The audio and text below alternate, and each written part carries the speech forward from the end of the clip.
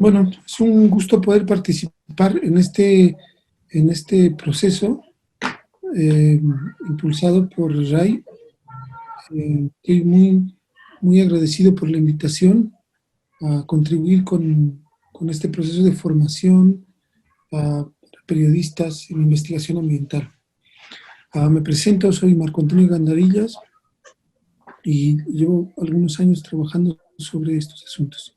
Lo que voy a presentarles yo en este curso es eh, una introducción y en algunos momentos una profundización sobre lo que pueden llegar a comprenderse como violaciones de derechos humanos en el contexto de extractivismos, o sea, es decir, en el contexto de actividades de extracción de recursos naturales para la exportación.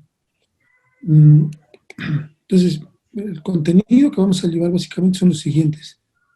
Vamos a combinarlos, vamos a hacer un ejercicio en el que vamos a combinar nuevamente definiciones y delimitación de lo que se entiende por, con eh, eh, el cruce de estas delimitaciones y definiciones y con algunos abordajes y estudios de la cuestión. ¿Sí? Vamos a hacer un diálogo entre la realidad, los conceptos, la historia y las investigaciones más recientes. ¿Ya? Entonces, bueno, sin más, empezamos con la primera parte. La primera parte que es justamente está relacionada con los extractivismos. Perdón.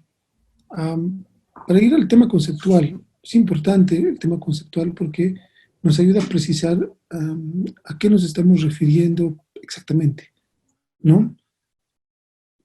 Yo utilizo normalmente la definición que tiene Eduardo Budinas, que es un querido amigo además, con el que he trabajado muchos años, de extractivismos. Él define los extractivismos como actividades de extracción de recursos naturales que cumplen simultáneamente tres condiciones. La primera es que mm, se, se abocan a la extracción de recursos naturales como materias primas, es decir, hay un mínimo procesamiento industrial, o sea, no se transforman en productos acabados acá, sino eso se hace fuera de nuestras fronteras, en otros contextos, continentes, etc. La segunda condición es que es en grandes volúmenes, o sea, los extractivismos se remiten a explotaciones de recursos naturales como materias primas en volúmenes considerables.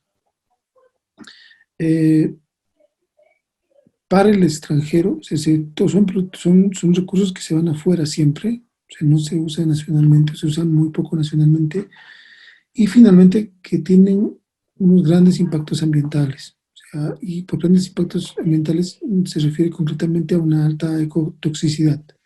Es decir, que para extraer una unidad de materia o de recurso natural se generan unos grandes impactos a través de la remoción de materia, a través de la contaminación o del uso de sustancias altamente tóxicas.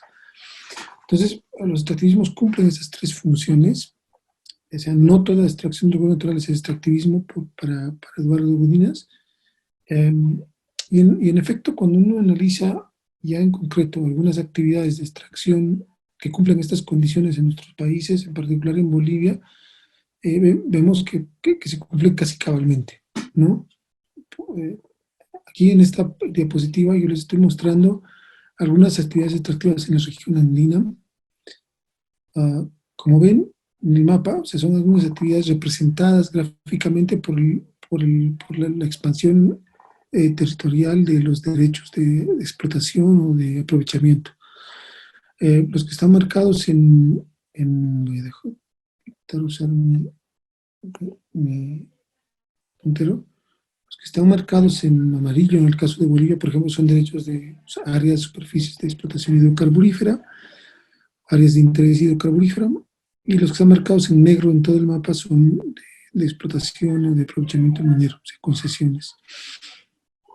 Entonces, una de las cosas interesantes del estudio, esto importante es de precisar los conceptos, es que cuando uno habla, por ejemplo, de un país extractivista, una actividad extractivista por las características que les he mencionado, pero En el caso de los países, o sea, cuando uno puede afirmar que un país tiene una economía extractivista, es cuando, cuando un gran porcentaje de sus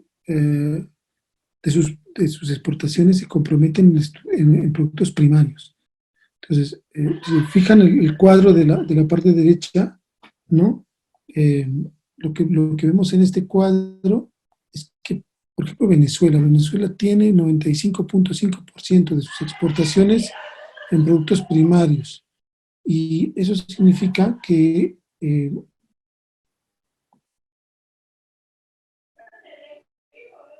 es un país hiperextractivista.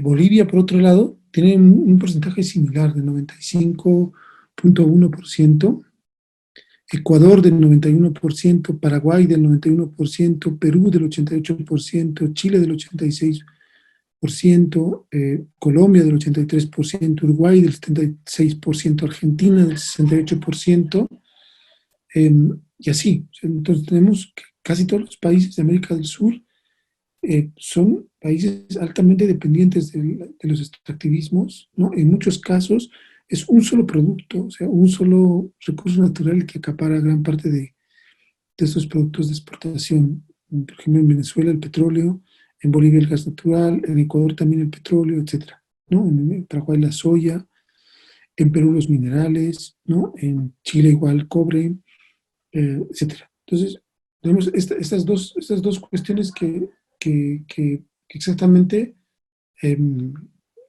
nos permiten hablar de países hiperextractivistas o extractivistas o dependientes de los extractivismos. Es una delimitación que nos parece muy fundamental. Entonces, como les mencionaba, pues, la gran extensión territorial de los extractivismos es otro elemento súper importante de comprender, porque efectivamente pues, en este mapa, por ejemplo, que elaboró un grupo de organizaciones que trabajan en la región amazónica, muestran como todo lo que se comprende como Amazonía, una gran parte de esta Amazonía está comprometida con minería, ¿no? O sea, hay una actividad muy grande de minería en la Amazonía. Entonces, son cuestiones que son importantes de tomarlas en cuenta, ¿no? Y en el caso de Bolivia, efectivamente, el crecimiento de las exportaciones se ha visto como un fenómeno histórico, es una cuestión importante de comprender, ¿no? Porque las exportaciones han ido, dice, el crecimiento de las exportaciones, así uno ve este fenómeno en perspectiva histórica, es decir, no es que se ha mantenido así o se mantiene así, no es que es una condición dada y una fatalidad, sino que hay una evolución histórica, ¿no? Y en nuestro país, esta situación de habernos vuelto dependiente, muy altamente dependiente de las exportaciones de productos primarios, de gas natural en particular, tiene una historia relacionada con el último ciclo de altos precios de las materias primas, que especialmente se agudizó desde el año 2006, o se profundizó desde el año 2006. Entonces, como se ve en el gráfico, o sea, el crecimiento de las exportaciones bolivianas creció desde el año 2006.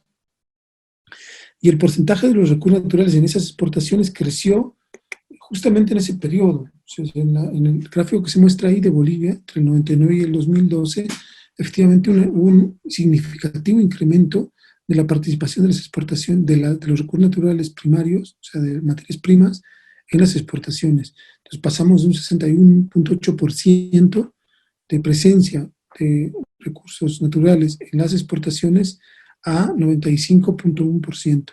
Es decir, a ser hiperextractivistas. De ser extractivistas, digamos, extractivistas, a ser hiperextractivistas. Entonces, es importante tener además conciencia de qué tipo de recursos naturales o de extractivismos hay en Bolivia, ¿no? Eh, los más importantes, yo diría, y los que tienen una presencia que puede considerarse muy representativa, son primero el extractivismo gasífero, o sea, somos un país que extrae y exporta eh, cerca del 90% del gas natural, ¿no? O sea, casi 90% del gas natural que se extrae en Bolivia se exporta a Brasil y a la Argentina, más a Brasil que a la Argentina. Y ese es un proceso que ha llevado varias décadas. O sea, empezamos, bueno, 2 décadas. Empezamos en el 99 con el contrato de exportación a Brasil y que se ha extendido hasta ahora. Eh, lo mismo está sucediendo con los minerales. O sea, los minerales son otro extractivismo boliviano. Hay varios tipos de extractivismos de minerales. O sea, están, por ejemplo, los extractivismos de minerales como el zinc. O sea, podemos hacer una clasificación por el tipo de mineral, que en su gran mayoría el zinc hoy día es explotado por grandes mineras, como la minera, principalmente la minera San Cristóbal, am, en Potosí. El segundo mineral en importancia es el mineral de plata, que también se extrae en la mina San Cristóbal en Potosí. Y luego hay otro tipo de extractivismos mineros que tienen, por ejemplo, relación con el oro. O sea, hay una cantidad eh, eh, no, no cuantificada de operadores mineros, de gente unidades empresariales y cooperativas que explotan oro en en el norte de La Paz, en Santa Cruz principalmente, y que son hoy día los principales extractores y exportadores de este mineral. Luego hay una serie muy amplia de, de- de explotaciones de minerales como el wolfram, como el estaño, bueno, que es estatal, por ejemplo, de la mina Huanuni estatal. Bueno, una serie de minerales polimetálicos que son explotados especialmente en las tierras altas y en el país.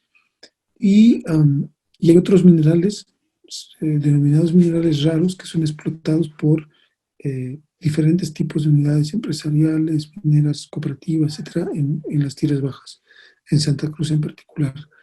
Entonces, hay un extractivismo minero bien complejo y bien heterogéneo, ¿no? O sea, un extractivismo gasífero, un extractivismo minero y finalmente un extractivismo agropecuario vinculado a las oleaginosas. Como saben, las oleaginosas, la soya, es, entre otros, es un cultivo tropical adaptado a Bolivia, ¿no? Es un cultivo que en el país tiene alrededor de 30 años, se lo introdujo más o menos hacia los años 90. Hubo una promoción muy grande en el país, en el Estado, para desarrollar este sector. Hasta ahora sigue siendo un sector altamente subsidiado y es un extractivismo que tiene unas particularidades, ¿no? Porque primero es agropecuario, es una cosecha eh, que tiene una serie de impactos. Aquí sí, con el extractivismo de la soya se puede analizar una serie de impactos que van más allá del lugar donde se cosecha la soya. Pero bueno, la idea es que es unos extractivismos más difuminados que en el país, que se da que ocupa más extensión, a pesar de que se habla de 2.5 millones de hectáreas, pero ocupa estacionalmente una serie de territorios en el país. Entonces, quiero plantearles aquí a nivel de las definiciones, ¿no? Entonces, tenemos los extractivismos, tenemos la definición de un país extractivista, un país que concentra gran parte de sus exportaciones en productos primarios. Tenemos a Bolivia y los diferentes tipos de extractivismos que les he mencionado, hidrocarburífero, minero o de los cultivos oleaginosos. Y tenemos una tensión, o sea, casi una tensión histórica entre los extractivismos y los derechos, ¿no? O sea, digo esto porque amerita unas previas advertencias. Aunque la noción de derecho es una noción muy moderna, o sea, es una noción de los últimos siglos, ¿no? Si yo a nivel formal está la Declaración Universal de los Derechos Humanos, es súper contemporánea, es de los años 40 del siglo pasado. Um, eh, Sin embargo, los extractivismos han tenido han estado reñidas históricamente con cualquier idea de dignidad humana, o sea, han provocado impactos graves sobre la dignidad humana desde antes de que se formularan formalmente los derechos humanos, o sea, desde antes que se concibieran como tales, ¿no? En la doctrina, en las legislaciones o en la filosofía política incluso. Y bueno, el ejemplo más que siempre suelo poner al respecto tiene que ver, por ejemplo, con la mita, con el trabajo forzoso de los indígenas bolivianos en la mina al inicio de la colonia, ¿no? En una etapa temprana de la colonia española. O sea, no hay creo yo, un ejemplo más interesante que este para analizar justamente esta tensión, ¿no? Es decir, los extractivismos ya en ese entonces, en ese momento muy, muy temprano, suponían, o sea, se anteponían se anteponían al ejercicio de la dignidad de las personas, ¿no? O sea, concretamente de esas comunidades que eran forzadas a trabajar hasta la muerte, en muchos casos en el trabajo de la mina. Eh, entonces, igual otro ejemplo que me gusta poner es el ejemplo de la siringa, de las explotaciones de goma. Ese fue un extractivismo que lo tuvimos y ya no lo tenemos más, ¿no? Es un extractivismo que se basó en eso, en el aprovechamiento de la savia de las plantas de siringa que se llevaba a los países del norte. Es misma dinámica que les he mostrado de otros extractivismos, podríamos llamar extractivismo de una generación anterior a las actuales, pero que básicamente hacía lo mismo a nivel de la dignidad humana, o sea, o sea para desarrollarse necesitaba mano de obra esclava, y para eso lo que se hacía es hacer una serie de violaciones y un sometimiento a las personas, a los grupos que habitaban las varias zonas de nuestro país y de Brasil y de Colombia, etcétera, etcétera. Entonces, esta tensión está presente históricamente, o sea, no es algo nuevo ni de ahora, aunque ahora sí se formula y se expresa en este lenguaje moderno de los derechos humanos, pero es una tensión que existe históricamente. Ahora, otra precisión que es importante hacer, me parece a mí, tiene que ver con lo que comprenderemos por derechos humanos, ¿no? Yo aquí propongo tener una mirada muy amplia y también muy práctica, ¿no? Amplia en el sentido de que, o sea, más allá de lo que está formalmente establecido como derechos, los derechos humanos son un producto de luchas, básicamente. O sea, no hay un derecho que luego sea reconocido formalmente como tal, que no haya partido de una demanda social y de unos grupos específicos de nuestras sociedades. A América Latina le ha abonado en ese sentido muchísimo el sur global al desarrollo de los derechos humanos, a las ideas sobre la dignidad humana, y a la formalización de esas ideas en cuerpos normativos internacionales, tratados, convenios y legislaciones nacionales. Pero, pero digo, en este marco amplio tendremos por derechos todos esos sentidos que normalmente se disputan como luchas por igualdad, por eh, mejora de las condiciones de vida, por eso, por libertad, etcétera. Ahora, también es importante de señalar que, además, a pesar de las observaciones que hay al origen de los derechos humanos, en tanto fueron precisamente formulados formalmente por las potencias coloniales o las metrópolis capitalistas en su momento, um, más allá de ese su origen, en la actualidad muchos grupos subalternos, muchos grupos que resisten precisamente al colonialismo o al propio capitalismo, suelen apelar a los recursos a los recursos de los derechos humanos como una manera de legitimar o eh, como una trinchera para sus luchas, básicamente. Entonces es importante para mí tener esas dos precisiones, que en la práctica, o sea, más allá de su origen, los derechos humanos son una lucha constante, permanente y presente hoy día en nuestras sociedades, por igualdad, por justicia, por libertad, ¿no? Por cosas que se consideran necesarias para vivir dignamente, por ejemplo.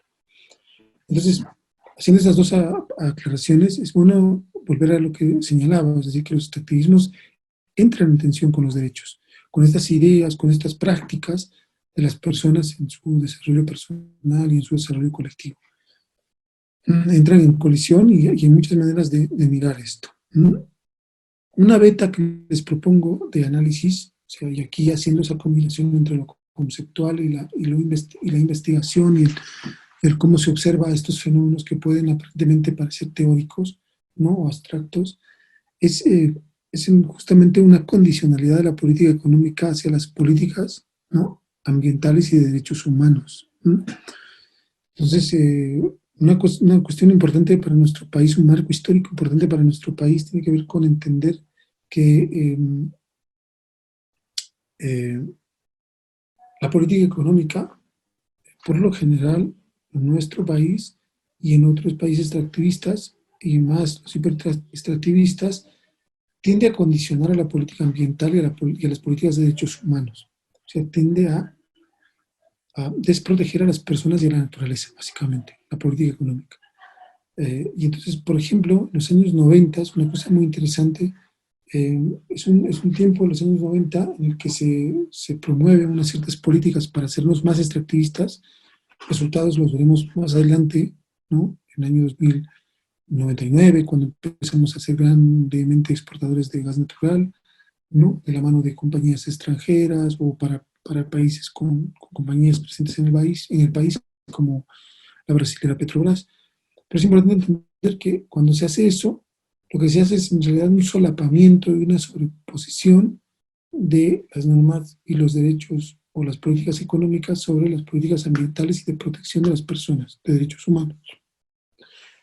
Hay un solapamiento que Udines le llama efecto derrame. ¿Mm? Efecto derrame porque van más allá de lo local y impactan sentidos amplios, profundos de cómo se entiende la democracia, la política misma y los derechos humanos. Entonces, el extractivismo desestructura toda la normativa e institucionalidad ambiental y eso afecta grandemente a los derechos de las personas, ¿no?, y de colectividades. Entonces, yo quiero proponerles una beta de análisis y de conocimiento, de entendimiento de esto más práctica y más cercana. Entonces, le propongo hablar de cómo el asunto de la minería y del agua representa un ejemplo paradigmático, o sea, un ejemplo modelo de cómo ocurre este solapamiento de lo económico extractivista sobre los derechos, ¿no? Entonces, aquí les propongo ser así, intentar hacer un esfuerzo así de comprensión, pero también de reflexión, ¿no? Por ejemplo, el derecho humano al agua es un derecho que se peleó mucho en la última constitución, bueno, en la actual que está vigente, la constitución de hace una década, justamente del 90, de 2009. En esta constitución se estableció una serie de cuestiones que son interesantes de analizar, ¿no? Por ejemplo, se dice en el artículo 16.1 de derechos fundamentales, toda persona tiene derecho al agua. En el artículo 20 se dice, toda persona tiene derecho al acceso universal y equitativo a los servicios básicos de agua potable. En los siguientes artículos se dice, el acceso al agua y al alcantarillado constituyen derechos humanos, no son objeto de concesión ni privatización. Que el agua constituye un derecho fundamentalísimo para la vida y que el Estado protegerá y garantizará el uso prioritario del agua para la vida. Entonces aquí, si uno ve, la legislación boliviana realmente sea de avanzada, ¿no?, en materia de protección del derecho de las personas al agua. O sea, porque sin agua no hay vida. Básicamente, que las personas accedan al agua es una garantía para que se desenvuelvan como personas, como seres humanos, ¿no? Básicamente esa es la idea del derecho. Ahora, ojo, esta es la Constitución. La Constitución dice todo eso del agua, pero cuando vemos el desarrollo, por ejemplo, en la ley de minería, que se aprobó en el año 2014, 4 años después de la Constitución, dice alcance de los derechos mineros, con excepción de las actividades mineras legalmente existentes anteriores a la publicación de la presente ley, no se podrán realizar actividades mineras de prospección terrestre, etcétera, etcétera. Dice, no se podrán realizar actividades mineras en muchos lugares, ¿no? Pero ojo, quiero que presten atención en esto. Dice, con excepción de las actividades mineras legalmente existentes anteriores de esa ley. Esta ley es del 2014, de 4 años después de la Constitución. 4 años después de la Constitución, esta ley dice que quienes hasta ese momento hayan tenido un derecho minero pueden hacerlo, pueden explotar, prospectar, todo, refinar, fundir minerales en ciudades, poblaciones, cementerios, vías públicas, en la proximidad de carreteras, canales, ductos, líneas férreas, etc. Y una cosa interesantísima, tiene que ver con lo que les hablo del agua, en proximidades de cabeceras de cuencas, lagos, ríos, vertientes y embalses. O sea, los mineros pueden aprovechar el agua en los lugares estratégicos de donde se abastecen las personas de agua, cabeceras de cuencas, lagos, ríos, vertientes y embalses. ¿Mm? Esto es algo súper importante para entender los efectos de esta política, o sea, de cómo lo económico, en este caso la ley económica, la ley de minería, afecta la Constitución, una norma que es mayor en jerarquía que la ley, o sea, la Constitución es la ley de leyes, ¿no? Entonces mandaría normalmente a la ley que es de menor rango, ¿no? Pero en este caso ocurre el fenómeno al revés, la ley manda sobre la Constitución. Entonces dice, en otra parte está la ley minera, dice, los titulares de derechos mineros tendrán el derecho a aprovechamiento de aguas naturales que discurran en el área minera y aguas alumbradas del interior mina o en su superficie. Claro, aquí la gente diga, bueno, ¿cuántas minas siempre pueden haber? ¿Y cómo puede eso afectar a las personas? ¿No? Si, bueno, minero necesita agua. Bueno, fíjense que la investigación que se hizo hasta ese momento mostraba cosas como estas, que ya para el 2014, si 4 años después de la Constitución, en el momento en que se está discutiendo esta norma, que no va a afectar a los mineros, que les va a permitir asentar su dominio sobre las aguas, que estén en el área de sus concesiones, ¿no? O que estén no importa si están en cabeceras de cuencas, en vertientes, en embalses, donde se sirve la gente. Bueno, en ese momento ya habían 8.249 derechos o solicitudes mineras con libre acceso al agua, que se sobreponían a 1.848 ríos, o sea, el 11% del total de los ríos del país, y a 39 cuerpos de agua, es decir, a 53% del total de la superficie de lagos y lagunas de Bolivia. O sea, así se ve abstracto. Es bueno, será en el campo, donde la gente está muy lejos, o no, no vive gente. Pero fíjense, alrededor de la Titicaca, Caranavi, etcétera, todo lo que está son las venas de las zonas o sea, de los cuerpos de agua, de los ríos, y todo lo que está en rojo y amarillo eran los derechos que habían en ese momento ya atendidos. O sea, los derechos mineros, de aprovechamiento de minerales sobrepuestos a estos cuerpos de agua.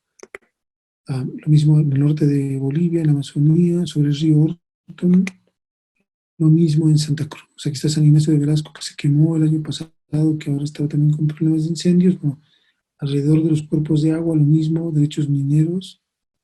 ¿Mm? En el altiplano sur, Potosí, Sucre, etcétera, etcétera. Este es, ojo, además un ecosistema particular, porque como saben es parte del desierto de Atacama, es una región donde la evapotranspiración es muy alta, donde hay un estrés hídrico muy fuerte porque llueve, se cae menos agua de la que se evapora. Y bueno, en un nivel de análisis que realizó Oscar Campanini el año 2015, me parece, que es el nivel más básico donde la gente se sirve de agua de estos cuerpos, ¿no? Que son las microcuencas, y él determinó que 510 microcuencas, es decir, 64% de la cuenca endorreica, 50% era del Amazonas, 35% era del Plata, o sea, prácticamente todas las cuencas del país a este nivel de microcuencas tenían sobrepuestos derechos mineros. Así que donde se sirve de agua a la gente para sus animales, para cocinar, o como en grandes ciudades que ahora les voy a mostrar, para beber, para todo, ¿no? De consumo humano, estaban muy fuertemente comprometidos con la actividad minera. Bueno, voy a pasar un poco esto. Y esto es interesante porque además la ley minera establece otra cuestión, ¿no? Que es interesante, que tiene que ver con los glaciares. Los glaciares eh, son los reservorios de agua que tenemos, ¿no? Que son acumulaciones de agua hasta incluso de eras anteriores. Um, y bueno, lo que dice la norma es que dice, el Estado Plurinacional de Bolivia incentivará y promoverá la prospección, exploración y el aprovechamiento integral y diversificado de los yacimientos minerales detríticos sin vulnerar el uso del agua para la vida. Esos yacimientos son los que están en los glaciares, ¿no? Entonces, por todo eso se explica cómo tenemos actividad minera o derechos mineros otorgados prácticamente en todos los glaciares altoandinos de Bolivia. Estos son algunos: Apolobamba, la Cordillera Real, la Cordillera Tres Cruces, todo lo que está en rojo sobre estos glaciares son los derechos mineros que ya se han otorgado. ¿no?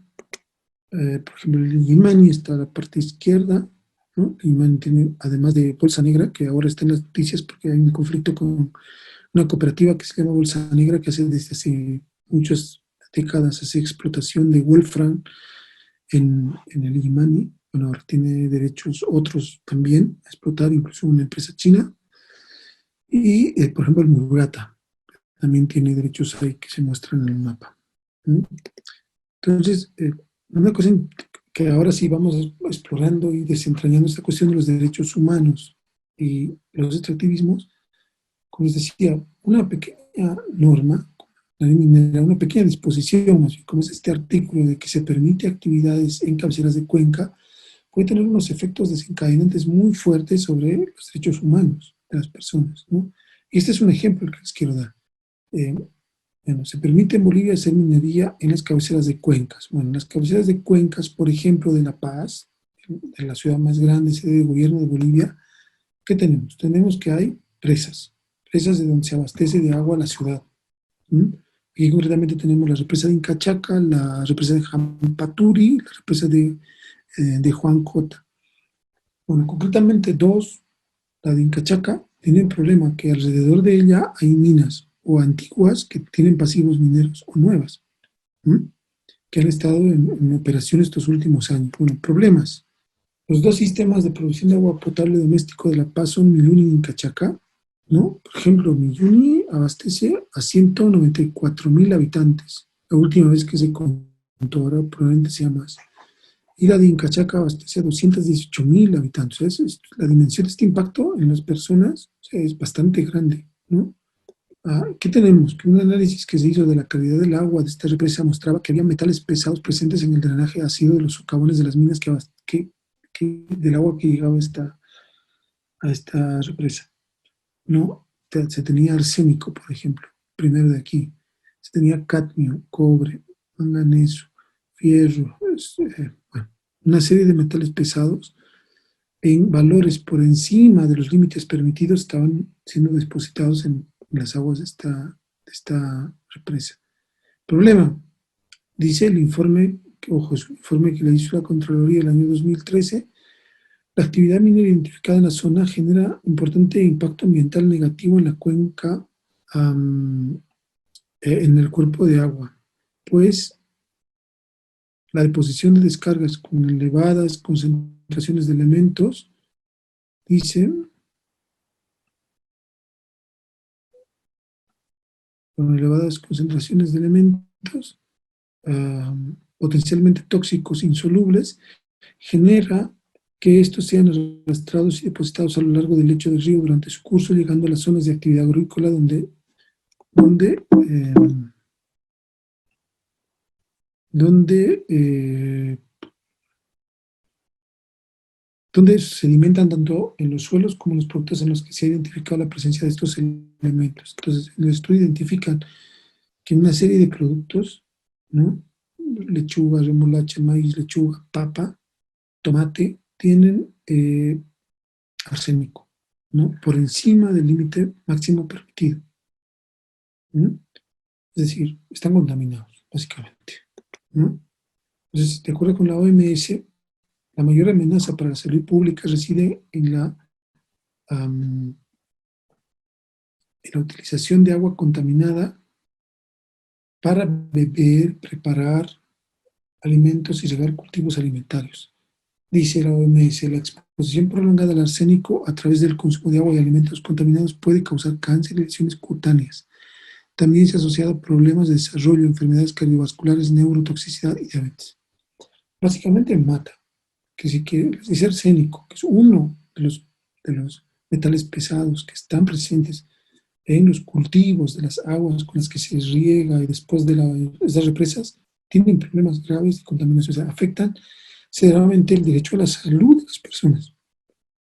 Y cuando hablamos del derecho a la salud nos estamos refiriendo a lo que hoy día estamos viendo con la pandemia, es decir, a morir, ¿no? O sea, afectan el derecho a la vida, que es el derecho casi más importante que protege, o sea, el régimen de derechos humanos, ¿no? O sea, es las afectaciones entonces que causa el extractivismo minero por una disposición tan pequeñita como esta de que se puede hacer minería ahí, sea, tiene unos impactos considerables de gran alcance en la vida de las personas.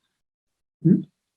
Bueno, yo creo que esta es una primera parte en la que quería manifestarles un poco estos asuntos.